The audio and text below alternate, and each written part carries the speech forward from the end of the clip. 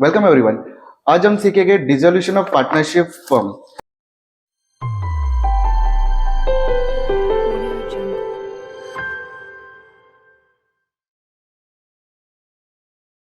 चलो अरे ओके। तो डिसोल्यूशन ऑफ पार्टनरशिप फर्म में बहुत इंपॉर्टेंट चीज है कि तुम लोग को एक बैलेंस शीट दिया होगा।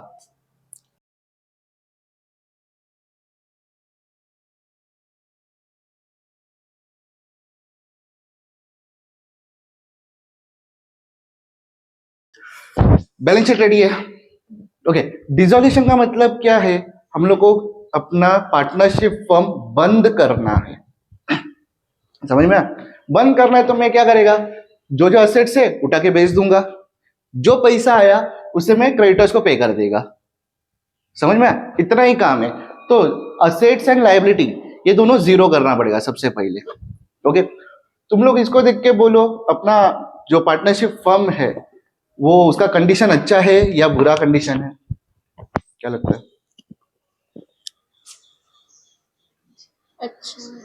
अच्छा कंडीशन है? नहीं बुरा है, इसलिए तो बंद करना। हाँ, लेकिन क्यों बुरा? इसमें देख के क्यों बुरा लग रहा है?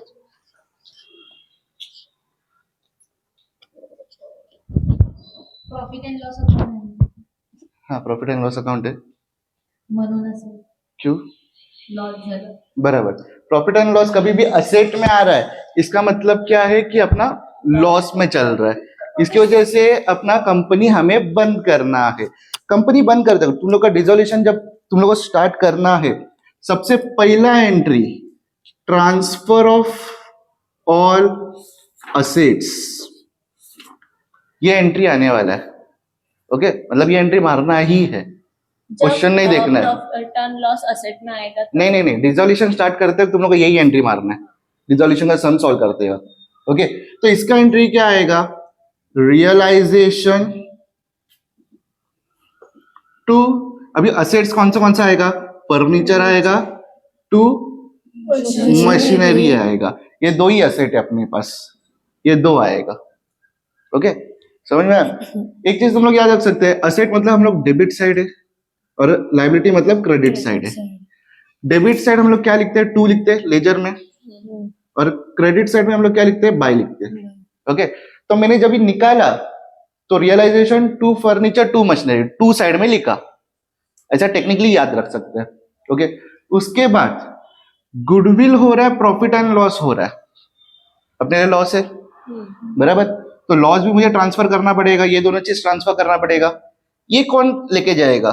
पार्टनर्स को ही झेलना पड़ेगा ना। लॉस हो रहा है इसका मतलब कौन झेलेगा? पार्टनर्स। तो सेकेंड लॉस ट्रांसफर। ओके, तो लॉस ट्रांसफर में मैंने क्या बोला? टू में लिखना है। तो किसको ट्रांसफर करना है? Partners capital, partners capital to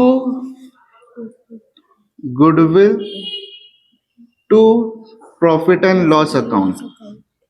समझ में आया? लॉस आया तो क्या, ये हम लोग को सिर्फ इसमें देख के क्या क्या एंट्री आ रहा है हम लोग वो निकाल रहे हैं।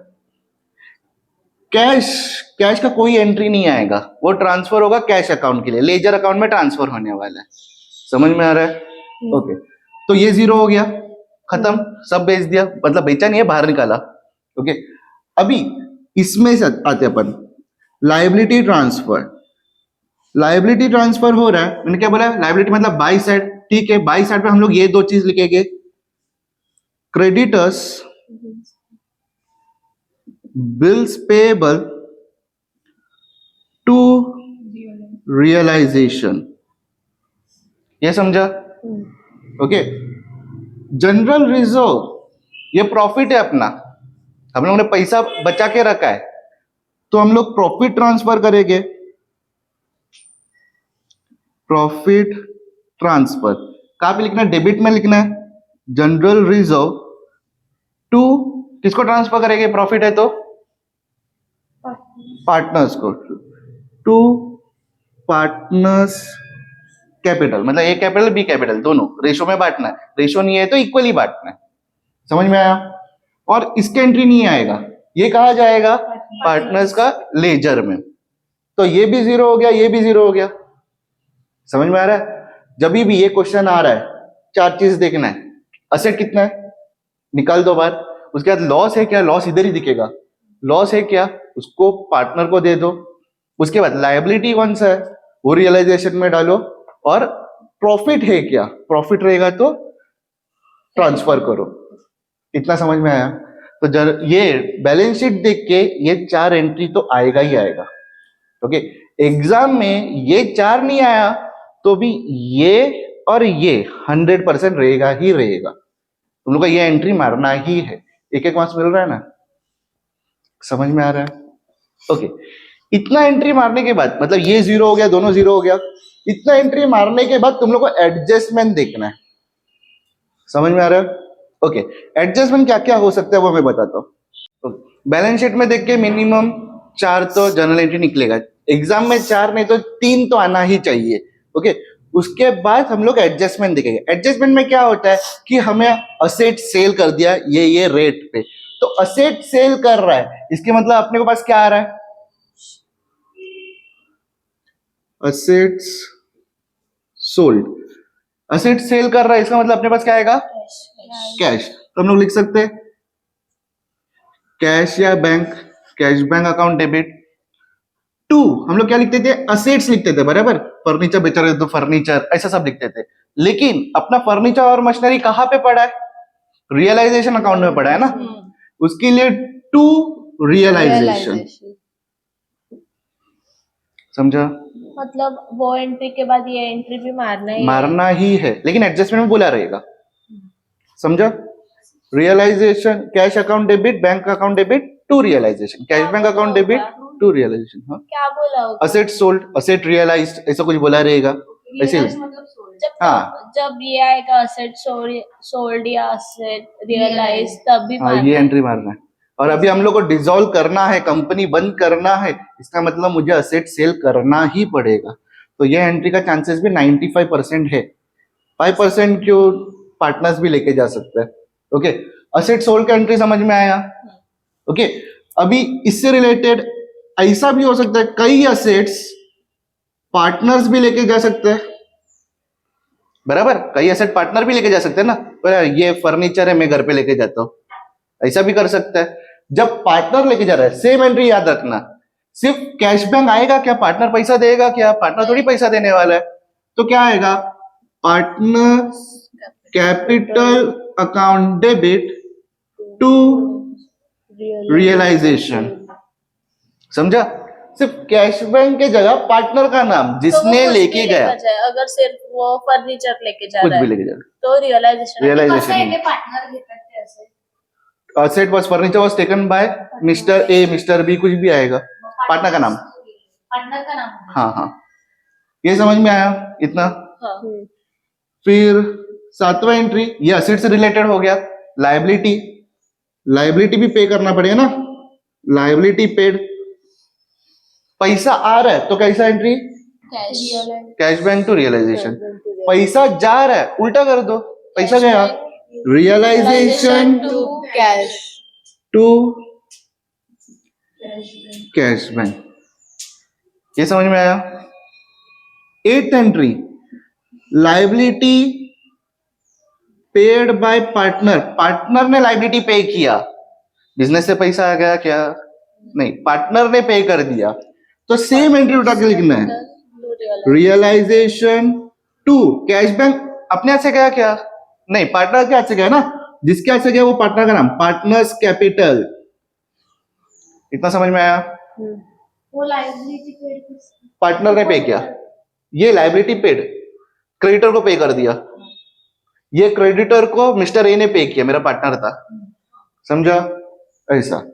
9th एंट्री, डिसोल्यूशन या realisation expenses paid, dissolution expenses या रियलाइजेशन एक्सपेंसेस वो मैंने पे कर दिया, तो क्या एंट्री आएगा, पैसा गया, पैसा गया तो क्या एंट्री था, realisation to cash bank, realisation to cash bank. Exam में यही जर्नल एंट्री आता है, यही मेजोरिटी जर्नल एंट्री है। 90% जर्नल एंट्री अपना कवर हो गया। लास्ट का 2 एंट्री आता है, वो ट्रांसफर का एंट्री आता है, वो मैं बता देगा। इतना क्लियर है? इतने में कुछ पूछना है? नहीं. अभी हम इलस्ट्रेशन नंबर स्टार्ट करते हैं. Illustration number 1. Illustration number 1 red का. Riddhi and Siddhi are sharing profit and losses in ratio of 2:1. The following is their balance sheet as on 31st March 2019. Balance sheet देखते ही हम लोग को journal entry, वो 4 journal entry दिमाग में आना चाहिए. ओके. उसके बाद एडजस्टमेंट से, लेकिन बैलेंस शीट में तुम लोग ने देखा रहेगा एक लोन अकाउंट है, पार्टनर का लोन अकाउंट है. उसके लिए मुझे एक एक्स्ट्रा बनाना पड़ा, सिद्धिस लोन अकाउंट. अगर पार्टनर का लोन अकाउंट नहीं रहता तो जर्नल एंट्री 1, 2, 3 एग्जाम में एक ना एक जर्नल एंट्री पूछेगा या सिर्फ लेजर पूछेगा. समझ में आया? वो पार्टनर का लोन अकाउंट है, उसके लिए एक और बढ़ गया. ओके. हम लोग सिर्फ बैलेंस शीट देखा, बैलेंस शीट देख के हम लोग सॉल्विंग स्टार्ट कर सकते हैं. तो बैलेंस शीट देख के तुम लोग बोलो पहला एंट्री क्या आएगा? Transfer of asset. ओके. तो उसमें रियलाइजेशन अकाउंट डेबिट कौन सा असेट्स है बोलो? Building, furniture, Wait. मशीनरी. आराम से. 2 बिल्डिंग, 2 फर्नीचर, 2 मशीनरी. उसके बाद स्टॉक भी होगा. हाँ 2 stock. Next debtors, 2 debtors, investment, 2 investment, interest receivable, 2 interest receivable और बैंक अकाउंट. तो बैंक अकाउंट यहाँ पे 2 बैलेंस ब्रॉट डाउन. और अगर सिर्फ जर्नल एंट्री बनाने बोला तो बैंक अकाउंट नहीं लेने का. ओके. अभी मुझे अमाउंट बोल दो एक एक. Building 60,000. Building 60,000, Furniture 24,000. Furniture 24,000, Machinery 20,000. Machinery 20,000, Debtors 17,600. 17,600. Stock 40,000. Okay. ऊपर है क्या? स्टॉक पहला बोला इसने. बोल स्टॉक कितना? 40,000. 40,000. Investment 8,000. Debtors Debtors 17,600. 17,600. RDD minus नहीं किया ना? क्या है? माइनस करके अमाउंट बोला है कि नहीं, सिर्फ डेटर्स हाँ का. सिर्फ डेटर्स का अमाउंट लिखना है. Investment Investment 8,000. 8,000. Interest receivable 2,000. 2,000. कुछ नहीं किया, सिर्फ उठा के लिखा. बैंक अकाउंट कितना? 20,000. 20,000. क्लियर है? क्या क्या समझ में आया? हाँ. सिर्फ उठा के लिखने का काम किया. और इसका टोटल कितना हो मुझे बताओ इधर. 1,71,600. ओके. Being asset transfer. इसमें बीइंग लिखना पड़ेगा. Being asset transfer. सिर्फ जर्नल Okay. एंट्री में. जर्नल एंट्री में. समझा? असेट साइड खाली हो गया. हाँ. ओके. लाइबिलिटी साइड ले लेते. क्या क्या है लाइबिलिटी साइड में? क्रेडिटर. कितना क्रेडिटर? क्रेडिटर का amount 30,000. 30,000. Next reserve fund. Reserve fund. वो तो पार्टनर को देगा ना. मैं पैसा बचा के रखा, वो पार्टनर को देगा. लाइबिलिटीज कौन सा है? कैपिटल अकाउंट है. कैपिटल क्रेडिटर्स ही है सिर्फ क्रेडिटर से. Creditors है. बिल्स पेबल ऐसा कुछ नहीं है. नहीं. ओके. लेकिन आरडीडी रहेगा क्योंकि इसके साथ RDD. आरडीडी था, तुम लोग ने लिया नहीं था, तो इधर आरडीडी आएगा.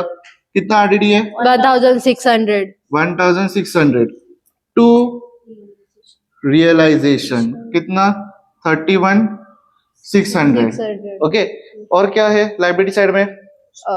Siddhi's loan. सिद्धिस लोन है. तो लाइबिलिटी क्रेडिट साइड बोला था बाय बैलेंस ब्रॉट डाउन. कितना? 4,000. 4,000. और क्या है? कैपिटल. Capital है. Capital. Capital balance by balance brought down. कितना? Siddhi 80,000. सिद्धि Riddhi 80,000. Siddhi 60,000. Riddhi 60,000. Okay. Riddhi 80,000. हाँ रिद्धि 80,000. हाँ. ओके. आगे और कुछ है? नहीं. सब खत्म. हाँ. मतलब असेट और लायबिलिटी दोनों ट्रांसफर हुआ. खत्म पक्का. हाँ. रिजर्व फंड का एंट्री नहीं मारा. हाँ. ओके. प्रॉफिट है ना वो. थर्ड. तो reserve fund account debit to Riddhi's capital to Siddhi's capital. कितना है? रिजर्व फंड कितना? 16,000. 16,000. 16,000 रेशो में बांटो, क्या रेशो दिया है? 2:1. 2:1. तो कितना आएगा? निकालो रेशो.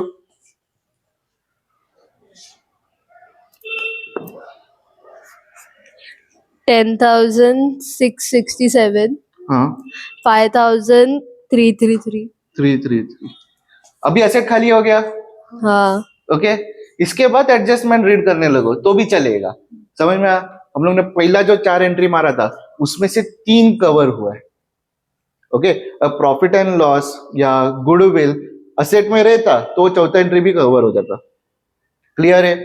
ओके अभी हम लोग एडजस्टमेंट रीड करेंगे एक एक करके. Asset realized as follows. Asset realise मतलब असेट सेल कर रहा है. इसका मतलब दिमाग में पहला एंट्री क्या आएगा? पैसा आ रहा है तो क्या? Bank account debit to realisation. Realisation. समझ में आया? अभी उसमें जो जो असेट्स है सबको प्लस करना है, सबका अमाउंट प्लस करना है. कितना आएगा सबको अमाउंट प्लस करके? 1,03,000. 1,03,000. Next. Siddhi took over the investment rupees 10,000 and furniture at book value. Okay मतलब ये क्या हो गया? सेल हुआ क्या? सेल हुआ नहीं. क्या हुआ? ये पार्टनर ने लेके गया. पार्टनर लेके जा रहा है तो पार्टनर का नाम आएगा टू रियलाइजेशन. कौन सा पार्टनर लेके जा रहा है? Riddhi. तो रिद्धिस कैपिटल टू रियलाइजेशन. कितना टोटल? कितना? 10,000 नहीं, investment 10,000 and furniture furniture at book value furniture at book value. Book value मतलब जो बैलेंस शीट में जो अमाउंट रहेगा वो. फर्नीचर कितने का था? 24,000. तो 24 हाँ प्लस 10 मतलब 34,000. इतना क्लियर है? Okay next. Siddhi agreed to accept 3,000 in full settlement on her loan account. Okay Siddhi का लोन अकाउंट है.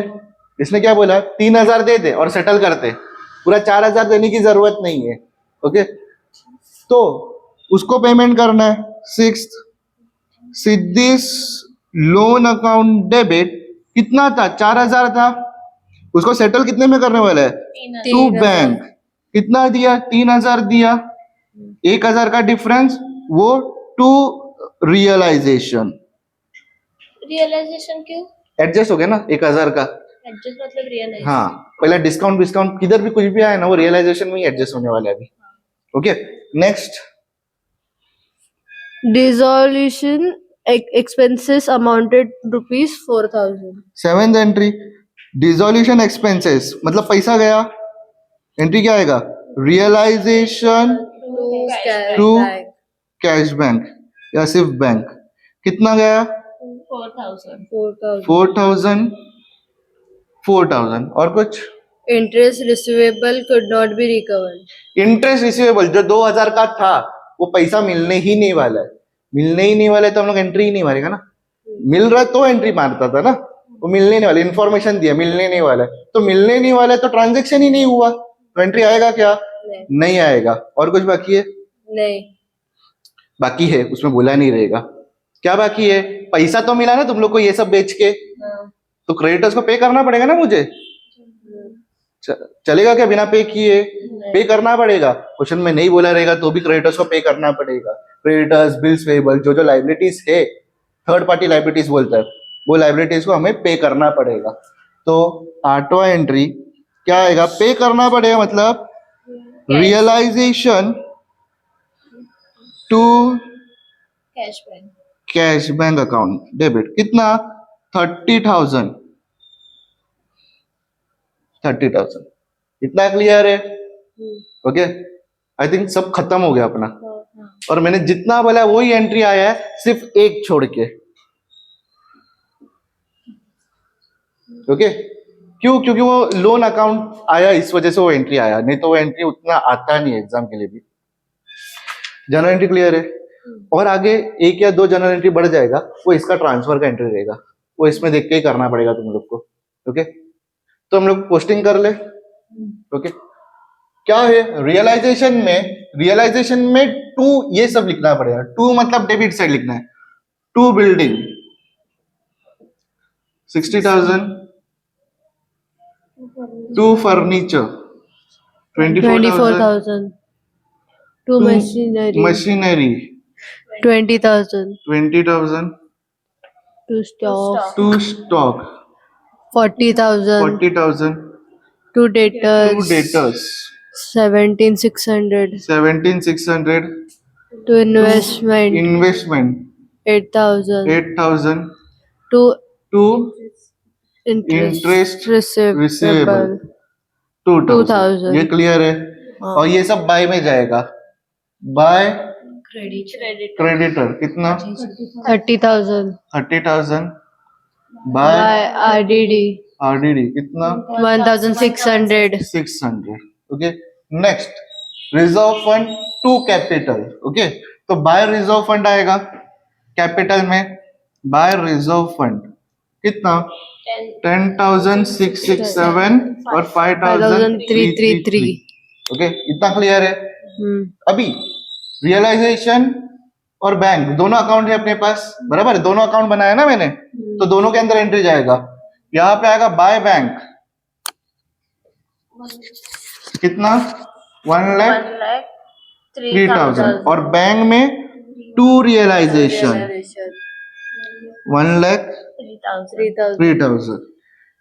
नेक्स्ट क्या है R capital to to realisation, तो टू रियलाइजेशन इधर आएगा और विद दिस कैपिटल कितना 34,000 यहाँ पे डैश और यहाँ पे बाय विद दिस कैपिटल कितना 34,000। नेक्स्ट क्या है लोन अकाउंट सेटल कर रहा है, मतलब यहाँ पे आएगा यहाँ पे टू में ना टू बैंक कितना 3,000 और to realisation 1,000। The to realisation है मतलब इधर आएगा बाय सिद्धिस लोन अकाउंट 1,000। इतना क्लियर है? ये टैली हो गया 4,000, ये टैली हो गया। ओके, उसके बाद ये हो गया रियलाइजेशन टू कैश बैंक। तो रियलाइजेशन में टू कैश बैंक कितना 4,000 और कैश बैंक में बाय रियलाइजेशन कितना 4,000। नेक्स्ट क्या है सेम एंट्री है टू कैश बैंक कितना 30,000 बाय रियलाइजेशन 30,000। पोस्टिंग खत्म, पोस्टिंग खत्म, विदाउट है। ओके, क्लोज करते। ये साइड बड़ा है शायद, इसका टोटल कितना आया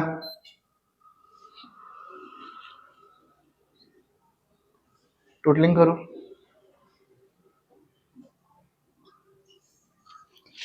Two lakh 5,600.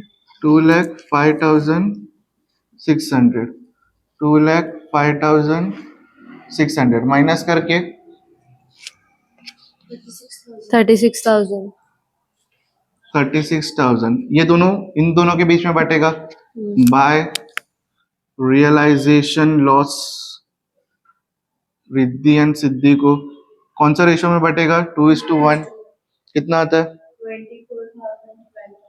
24,000 12,000। यहाँ पे आएगा टू रियलाइजेशन 24,000 12,000 टू रियलाइजेशन। तो इसका एंट्री आएगा रियलाइजेशन अकाउंट टू में रिद्धिस capital Siddhi's capital to realisation कितना 24,000 12,000 टोटल 36,000। इतना क्लियर है? अभी ये क्लोज करना है। ये साइड बड़ा है कितना आएगा 90,667 65,333।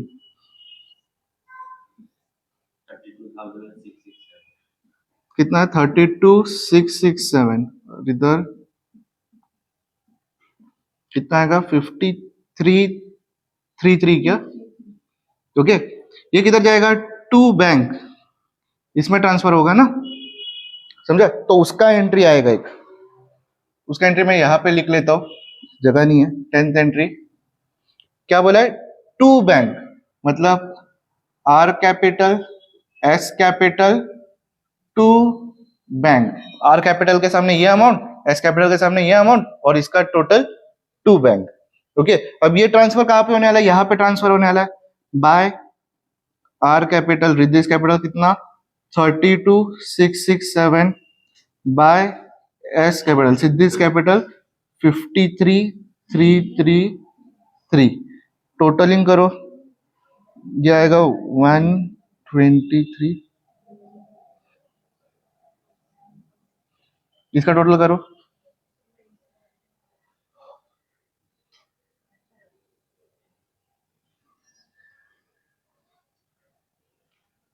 कितना है